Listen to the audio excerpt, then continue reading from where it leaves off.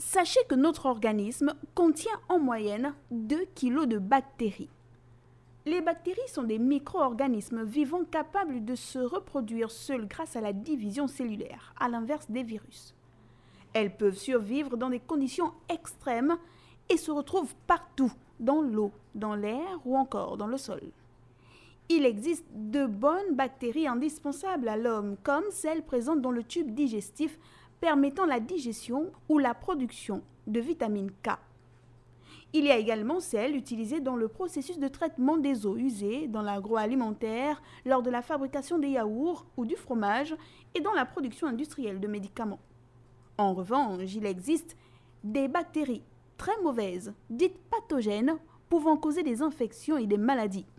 Il ne faut évidemment pas paniquer à l'évocation de toutes ces bactéries car si elles sont toujours là, c'est que nous et elles sommes dans une sorte de symbiose qui profite à chacun.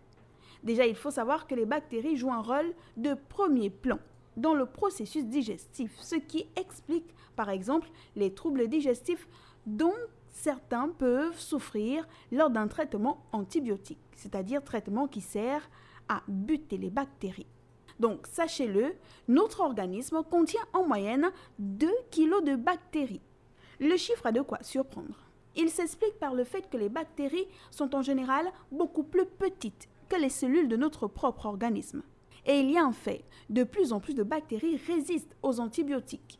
Le grand public sait déjà, grâce aux campagnes d'information, que la principale explication vient d'une pression de sélection élevée sur les bactéries due à un usage massif et inapproprié d'antibiotiques en santé humaine, mais aussi en santé animale. Ce qui nous amène à parler de l'automédication non responsable. On ne le dira jamais assez. Toujours demandez l'avis de votre médecin ou pharmacien avant de prendre un médicament car se soigner tout seul peut présenter plusieurs dangers comme aggraver votre état de santé ou encore dérégler complètement le bon fonctionnement de l'organisme.